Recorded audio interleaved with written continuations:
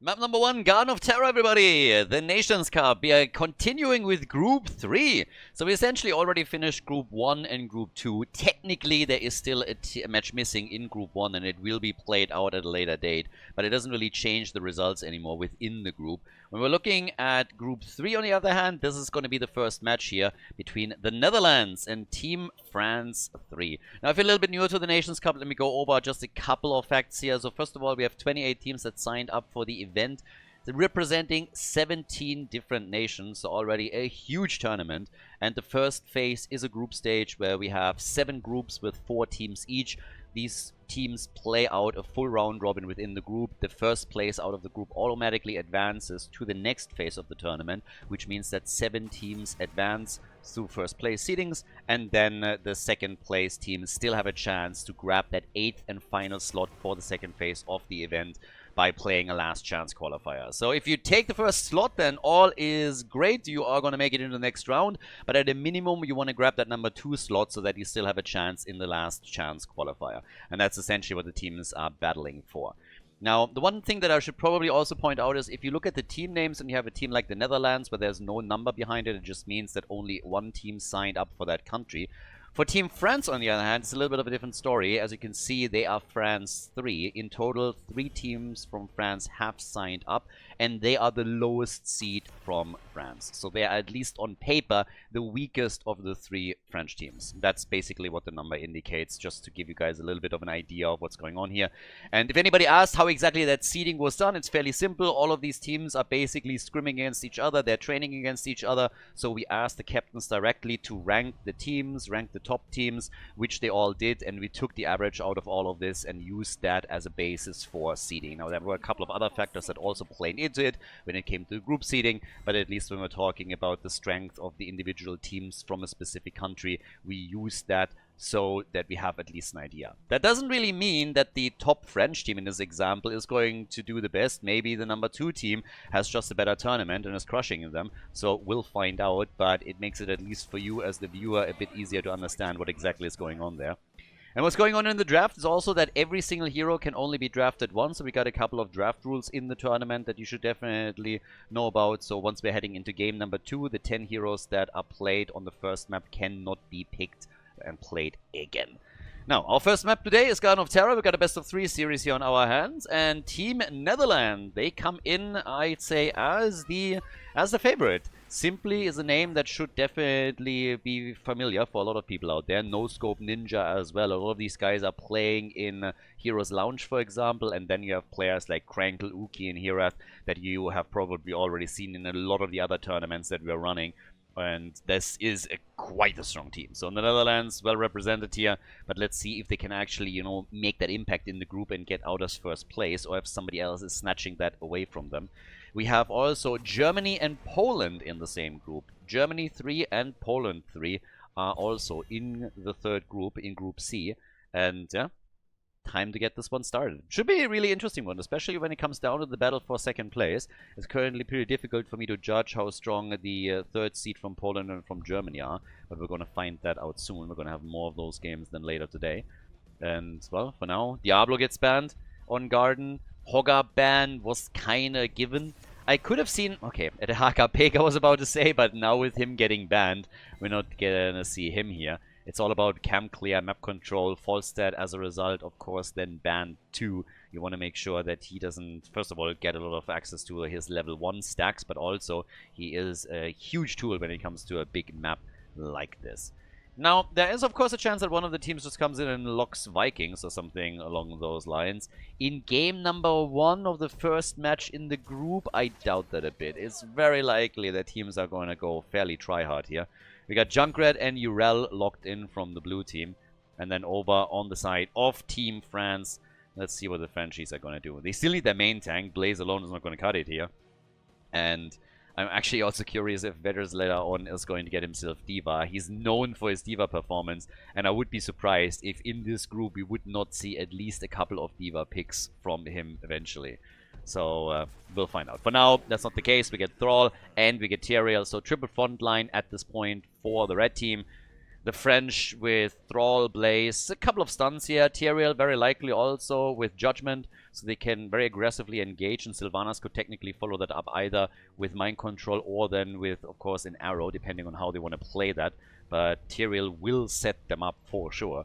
And then on the side of Team Netherlands, Krankel seems like simply is taking over the front line, and Krankel finds himself therefore on Vala. And well, that sets the stage. Game number 1 in our series, the Netherlands, ladies and gentlemen, against Team France, and we're headed straight for Garden of Terror.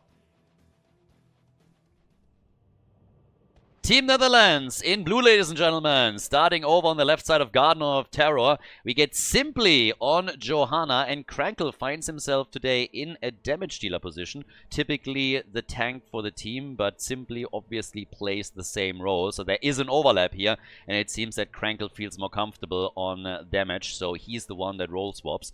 We have Puncturing Arrow on level 1. Uki is playing Junkrat for the blue team. We got the No-Scope Ninja on Rega. And then last but not least, Herath with Urel.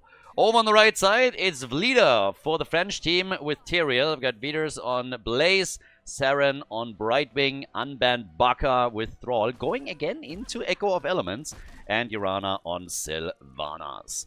We've seen a couple of plays actually now where Maelstrom Weapon wasn't the preferred choice for Thrall.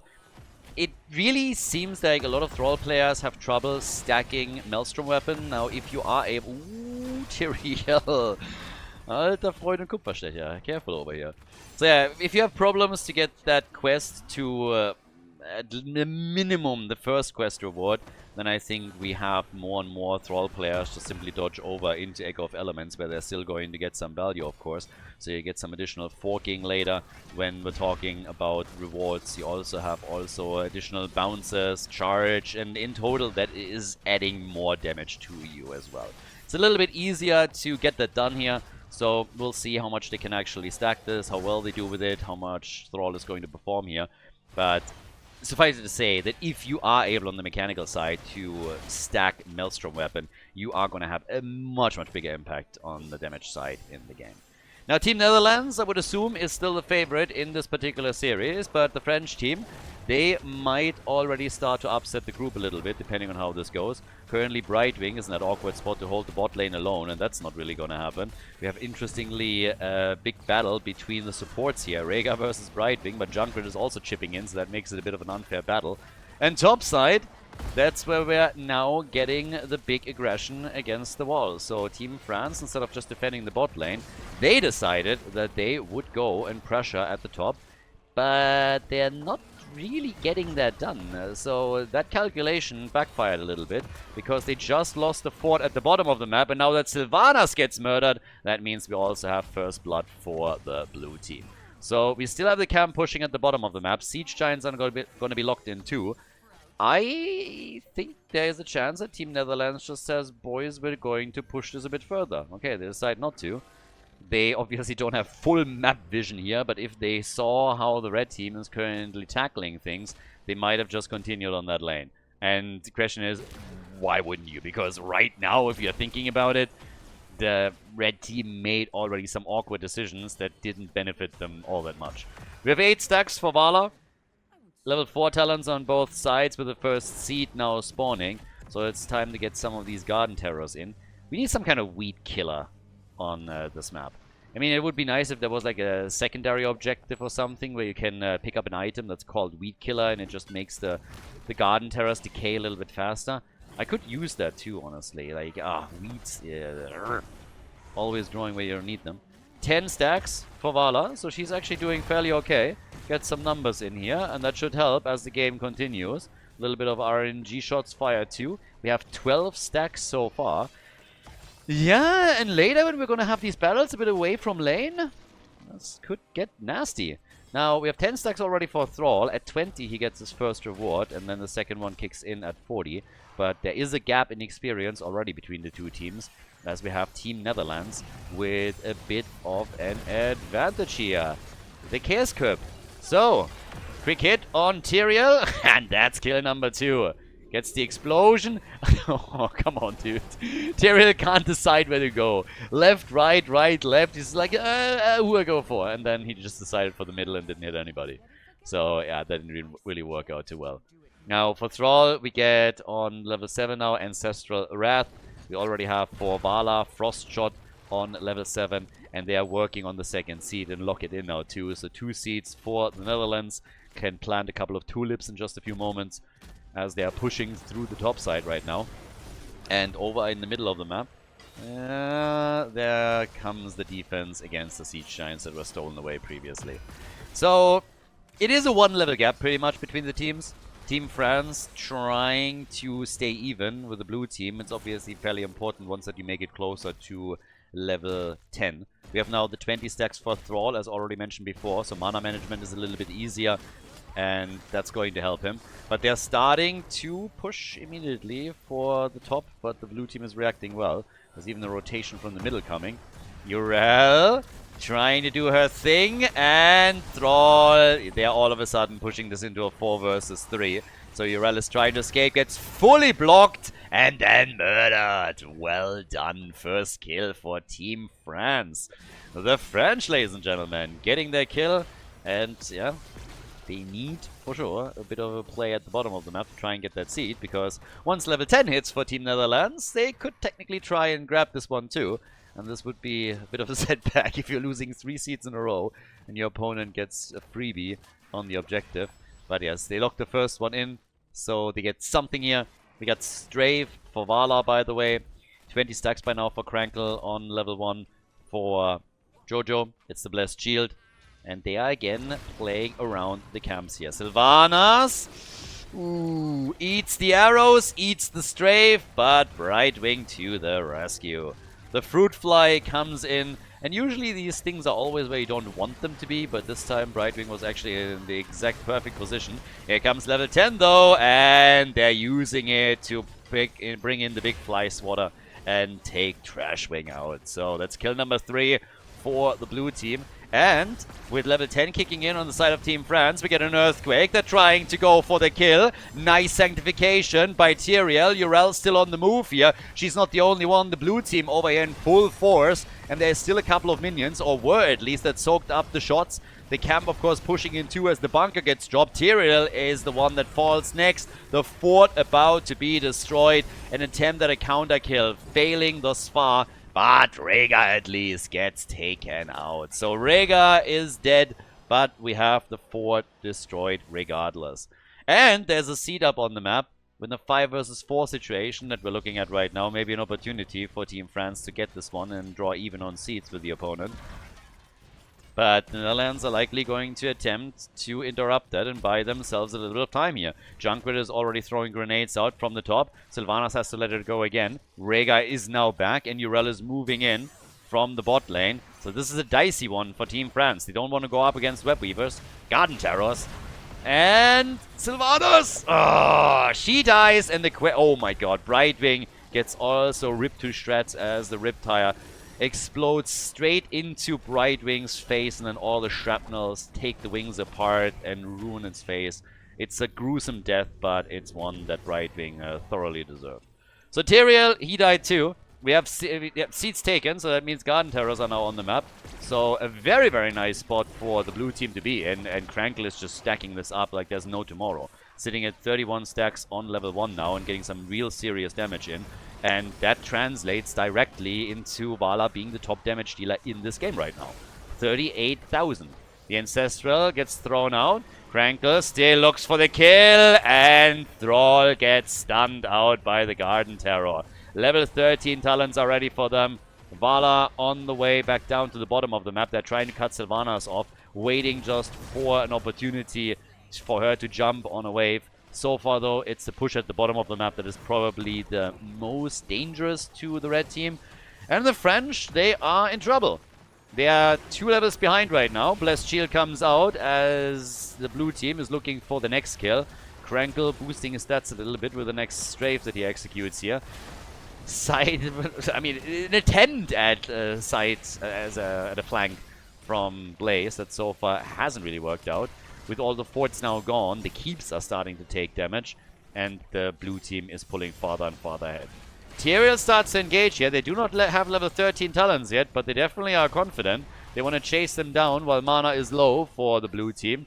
Vala probably... Yeah, I actually expected Krankle to try and turn around here and get an arrow or two connected. That wasn't the case thus far. But Krankle, he is going to be in menace in the late game.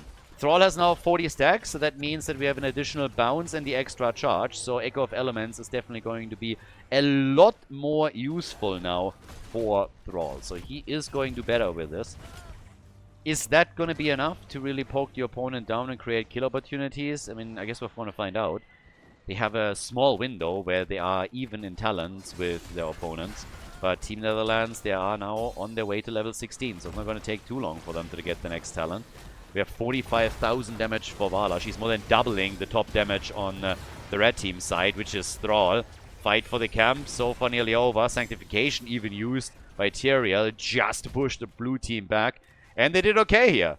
So with that, we have the camp at least claimed. But the problem is still the same. 16 is on the horizon. It's nearly there. That's going to be a nice power boost for the blue team. And then, of course, they're going to be merrily on their way to 20. In comes the Blessed Shield again. This time with little effect, though. So that was quite the optimistic play here. We're trying to risk something. Vala again with Strafe, getting some extra damage thrown out here. Has not gone for a 16 yet. We got the Siphoning Arrow on level 13, though. And now it is Manticore. So still sticking it out, at least with the auto attacks. And Vala instantly puts that to some good use. Takes Brightwing out. That's a kill right there. 10 kills to 2. 2.5 level lead now for the blue team. And they're still continuing to push for the keep at the bottom of the map. Thrall is stacking more and more as well, trying to capitalize on the quest rewards that he already unlocked for what it's worth. But it's, of course, tricky times for him. Sylvana's only at 96 stacks, so still far away from her first quest reward. And the pressure on the bottom keep just keeps rising, and that's going to be the end of that structure. Core now open, of course, and a chance to also retreat, lock in another seat, and play it out from there. At the top, it would be nice if they can actually defend this, but there's a full wave and also a camp pushing, so Urel might be a bit too late to the party.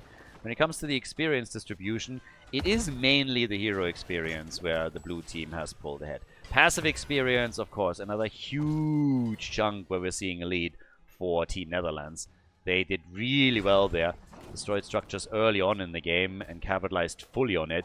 And by now we have at least one fort taken out by the red team. But they're forced into a fight again. They don't have level 16 talents. There's going to be a bunker as Blaze pulls the panic button. But we got the hit on Vitters and he is dead.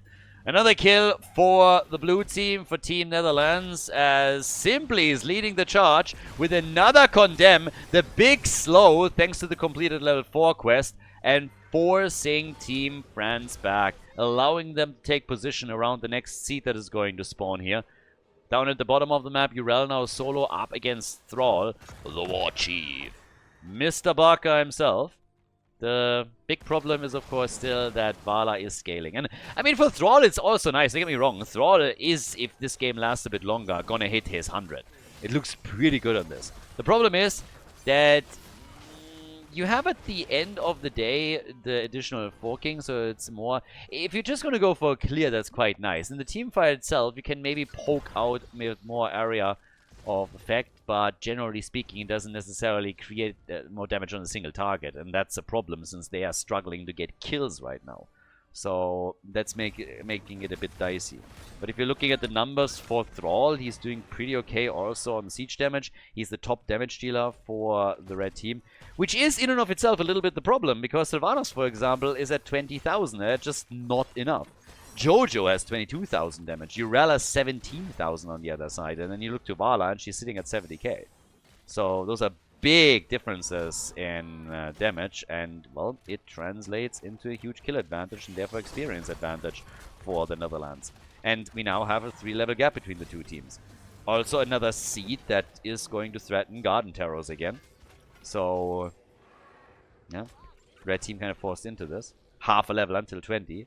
For the blue team. But this is going to get nasty. Thrall already getting attacked down here. Urel jumps in. Earthquake is immediately being used. And then Brightwing is trying to say hello too. The rest of the team on the move. It's just an exchange in cooldowns essentially, at least for now. But it could be so much more.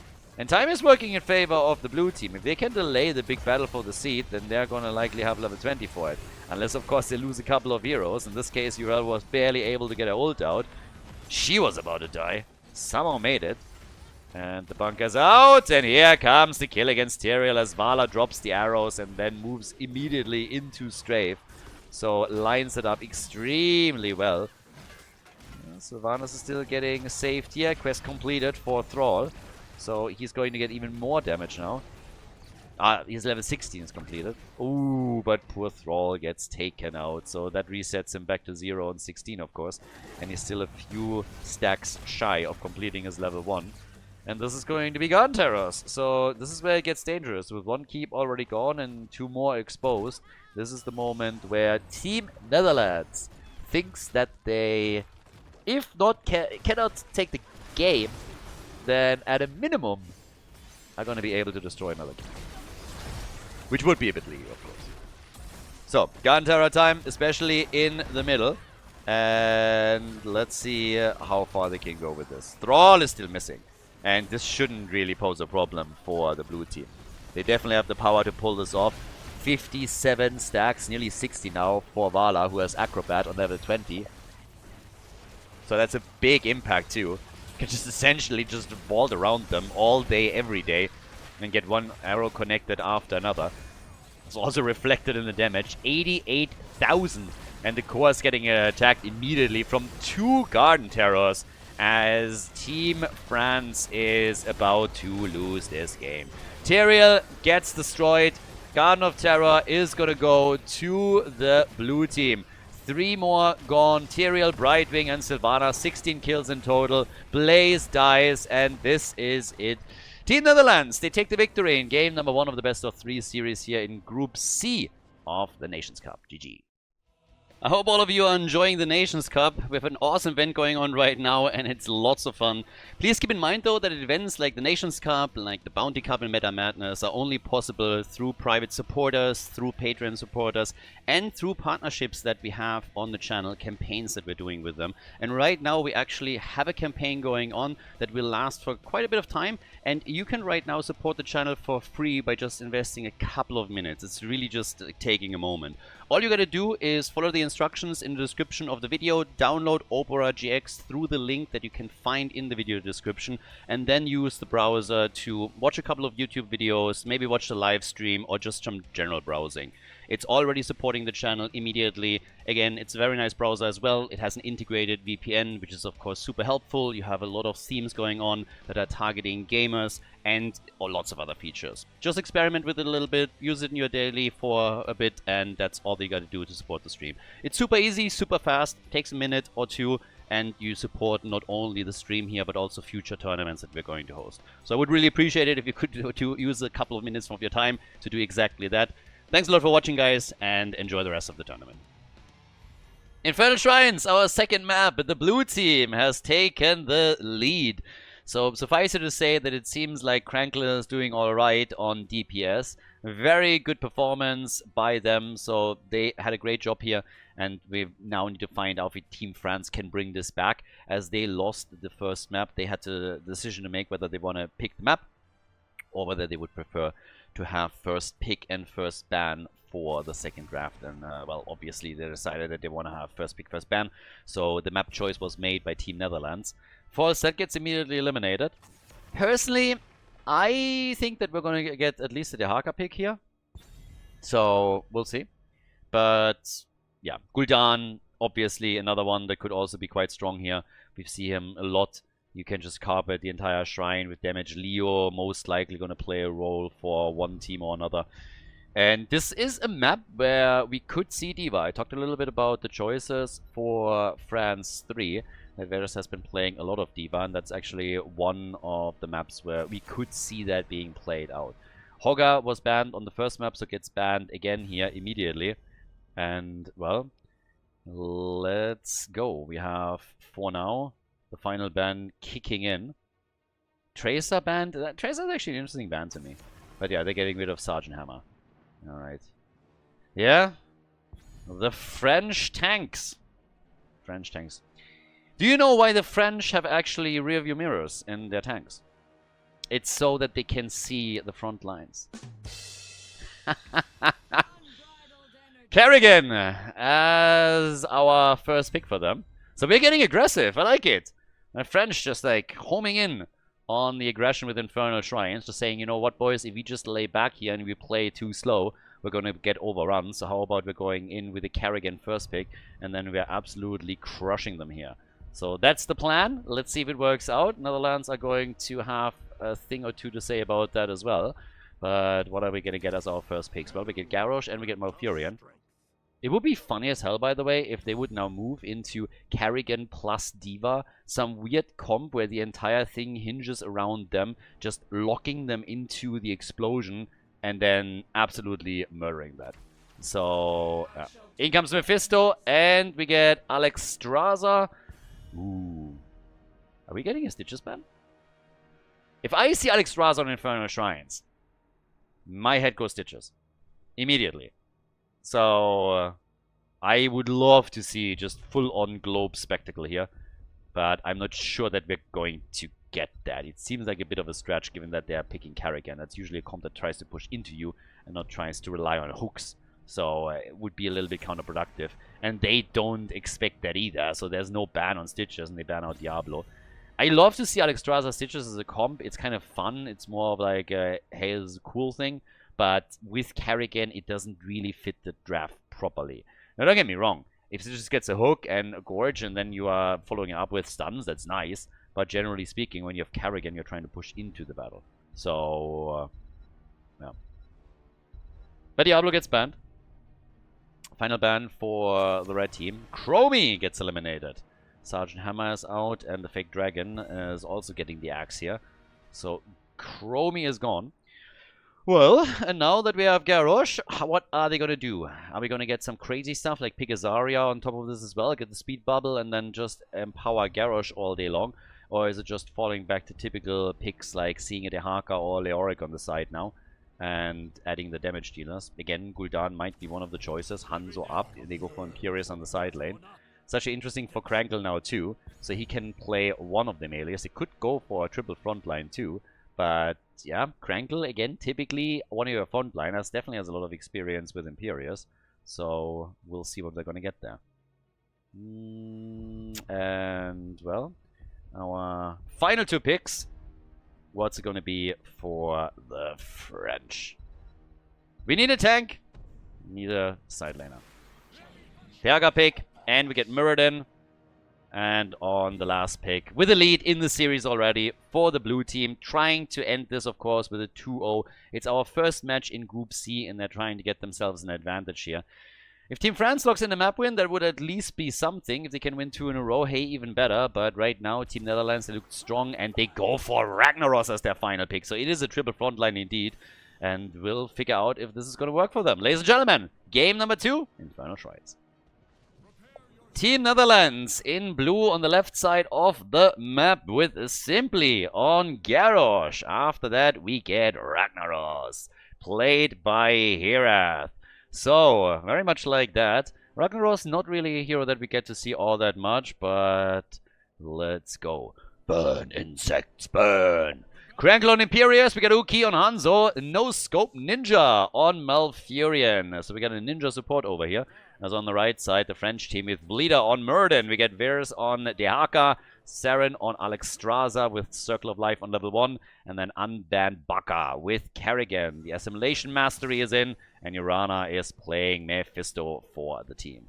So game number 1, that was definitely where the blue team already had a great... Well, they did really well. They had a solid performance, and they kind of crushed the French team. There were a couple of moments where it seemed like the red team might be able to win the team fight and gain some momentum, but generally speaking, overall, it was just very well executed by the blue team. So we'll see what they can now do over here, if they can get that 2-0 win.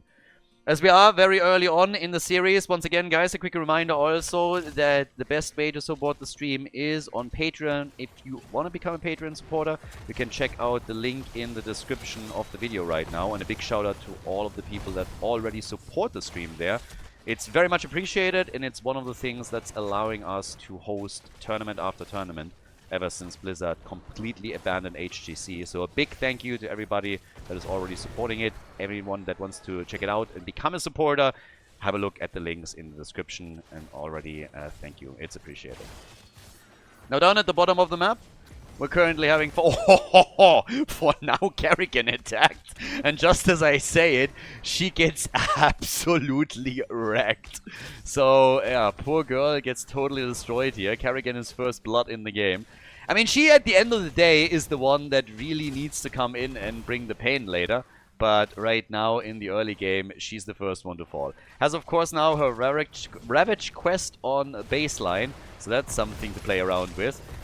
Seems like the red team might lose Mirrodin now as well. The camp at the bottom of the map already went to their opponents, and now they lose Mirrodin too. So it is again a strong start for the team from the Netherlands. They are doing very well here.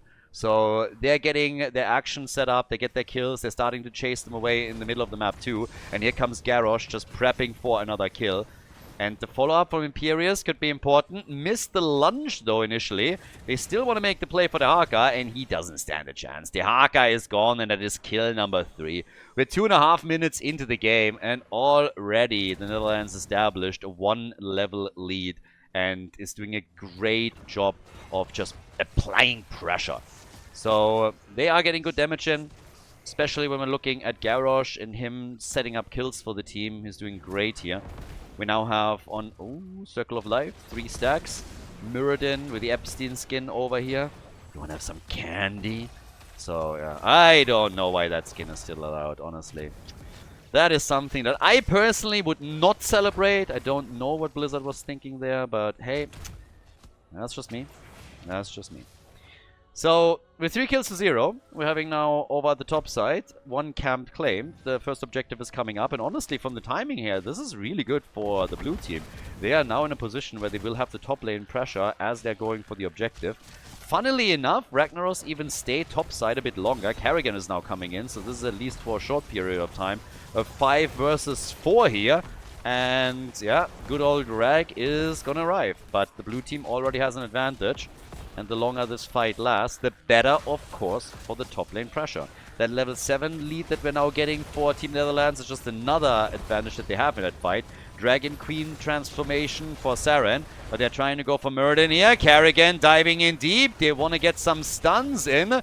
And yeah, they'll turn around with a lunge. And the hit from Hanzo and Ragnaros. They're going for a double here. Mirrodin gets killed, so did Kerrigan. Now they're moving in for Alexstrasza. It's a triple, baby. 3 kills for the blue team, and they're about to make it 4. They want Mephisto, and they're getting Mephisto, just as they lock in the Punisher as well. Great battle for the blue team, and of course a massive lead now in game number 2. They have 7 kills to 0, more than a level advantage, and they're crushing the wall in the middle, sorry, at the bottom of the map, as they're aiming for the first fort of the game. Mephisto with a Frost Storm here on level 7, starting to make a few adjustments. The root on the ground though, and in comes the play for Mirrodin, who is clearly in trouble, is able to get away this time though, but the fort can't run away. And believe me, it tried. That would, by the way, a really nice April Fool's joke. Imagine when you're playing a couple of games and all of a sudden the forts are just uprooting themselves and running away from you. That would be amazing. That would be hilarious. You're trying to take a keep out and the keep is just like, nope! And just starts to run away, full Transformer style. Ah, that would be awesome. I actually don't even know if we're going to get an April Fool's joke from them in the game itself. But I would really like it. There's so many cool ideas of what you could do with that. So, yeah. Either way, right now, first fort is down. We got the attack coming in here. And, yeah, this is just hurting. Leader, for example, is attempting to escape, but they're cutting off every single path of retreat that he possibly can have. And he falls again. That's also level 10 now. And obviously, the blue team identified which is the only superior ult on the side of Ragnaros. They went into Sulfura Smash because they know that Lava Wave is trash. And now they can simply chain up a couple of CC tools and then hammer the target into the ground. So, ooh, and we got the Dragon Strike. Nice! So, if they can actually get some real... First of all, you get zone control for the Shrine. Later on, you get a cooldown reduction. But if they can lock a target now down, they have Sulfuras, they have Dragon Strike, they got a lot of good tools here. If they can perform that well. Dragon Strike is always a bit of a weird one. Arrow is obviously the go-to for Hanzo, but I've seen quite a few Hanzo players that can get massive value out of a Dragon Strike. But there's also a lot of misses as well. But yeah, either way. Lava Wave on a bigger map obviously has occasionally its uses as well. The problem is that most of the time when you pick Ragnaros, you're already kind of lost. It's a little bit like picking Kira and Artanis. It's just you giving yourself a handicap, which is a shame because I always liked Ragnaros' plays. From a tactical perspective, there's a lot of good tools that he has. I think there's a few heroes in the game that could do well with not even a rework, just with some number tweaking. Artanis would be nice if he would become a little bit more useful, and the same is also true for heroes like Ragnaros, so maybe the Janitor at some point is going to show some mercy to those guys, and is going to improve them a little bit. 42 stacks for Kerrigan on the baseline. Alexstrasza, by the way, is at 12, so she hasn't even completed her level 1 quest yet, and we're already 7 minutes into the game, making all of this a little bit tricky. Yeah, Dehaka is getting caught again at the top. And will eventually fall, I assume. Actually, at this point, they're realizing that the rotation is underway and they don't have any damage dealers here. So this is going to take way too long. Ragnaros still rotating between lanes as we are now moving into the middle. Kerrigan has to be careful. She's going to get burned over here. And yeah, it's looking for the combo. Misses it, but gets the Ultralisk out. And Hirath is actually overstaying his welcome a little bit. I am very surprised. Like, what? Apparently, Hirath wants to commit Sudoku here. So, yeah. That was not the 1v1 that he wanted. It would be a shame if somebody clipped that and showed... Oh my god, no! That's just BM. No. That is... Oh my god, I apologize. I don't know what happened there. We didn't really want to look at that again. That was embarrassing. Like, my bad. That was the first kill, actually, for Team France. So good for the French. But they're now up against a level 13 talent advantage on the opponent's side. The Shrine is essentially ignored. They're just looking for kills. And Kerrigan, after her kill, yeah, they want her too. And I think that's the end of Barca. He also doesn't have mana anymore. He needed to go back to the Nexus anyways. He was just looking for the fastest way to get there. And this probably qualifies. So is going to get his mana up again. We got at the bottom of the map Dehaka still dealing with a couple of minion waves, getting them close to the level 13, but Ragnaros has now taken control over the top. In total, we have 27,000 damage for Hanzo, 16,000 for Mephisto on the other side. And then Muradin and Dehaka both with 10k as the fight still continues. A couple of the dragons are getting pushed out here. They try to get the next kill in. I love how Ragnaros is just sitting at the top and he's like, dude, I don't care. I'm on the objective. You guys can play around, play Hero Brawler. I'm winning the video game. Heals. Alexstrasza, how did she survive that? Alexstrasza just doesn't get attacked anymore, so she walks out. And Mephisto falls instead. We by now have 10 kills for Team Netherlands. And they're making it 11 with a quick hit against Muradin. Top side. Not again. Not again! Ragnaros! Yeah! There it is! Revenge is a dish best served cold. Yeah, Ragnaros is burning, but that was a pretty cold play, so he comes in and gets his revenge. So he takes the fort out at the top of the map and gets the one-on-one kill. And in the meantime, at the bottom of the map, we have the connection on the keep, so they're starting to take this one out as well. Get some damage in, dodge the ult from Mephisto, get a kill on him just a second later. And Ragnaros is now moving into the middle of the map after he eliminated the fort at the top. And the Punisher still doing some damage on the top lane. Now, this is level 16 any moment, and they're looking for the next kill. The Frenchies trying to go for Malfurion, who is a bit low here, eats the Stormbolt. Everything is on him, but then the ult from Hanzo. Quick reminder that this is a 4 versus 4, since Ragnaros is dealing with another fort in the middle of the map, and he is actually going to destroy that thing. That fort is going to fall, very likely, with the next minion wave. Somehow Hanzo survives. I'm not quite sure how he managed to do that. Muradin wants to get close, can't. And no way! Hirath with a spray! What a play What a play by Hirath. They knew Dehaka was coming, and he just puts Sulfuras in and murders him. That was sexy as hell, saving Hanzo, getting the kill, and then also going for the full spray play. Ah, God, I absolutely love that. Nicely done. Red team on the retreat. Kerrigan gets killed too. That's the second kill against her. But check this out again. Hanzo escaping, trying to move out, and then Ragnaros is just like, boom. You want some of this? You can have some of this. Awesome move. Absolutely fantastic play. Hail to the king, baby. Well done. They're going for the fort now. Ragnaros had to abandon that to save Hanzo, but now they're claiming this too, which is the last outer structure that was still standing for the French team. Dehaka defending at the bottom of the map, but with 15 kills to 2, things are obviously falling apart for the red team. They are struggling here. They are the 3rd seed from France. And Team Netherlands, they are just a little bit too strong here. They're obviously 1st seed for their country. Only one team from the Netherlands has signed up, and that is them. They have another camp claimed. And now Imperius at the top. Krankle. Zoning Stormbolt from Muradin. So that didn't go anywhere. But by now, they're just easily rotating back out. Simply looking for Connect. And this is the Shaman camp that is likely going to be stolen now too. So there's Mercenary camps pushing in the middle. Mercenary camps at the bottom of the map. Another Sulfuras hit. A beautiful lock against Muradin. And then they come in and drop the target with ease. The lick on Imperius. But Malfurion, the no-scope ninja, he has their back. Comes in with a quick tranquility and saves actually both of them.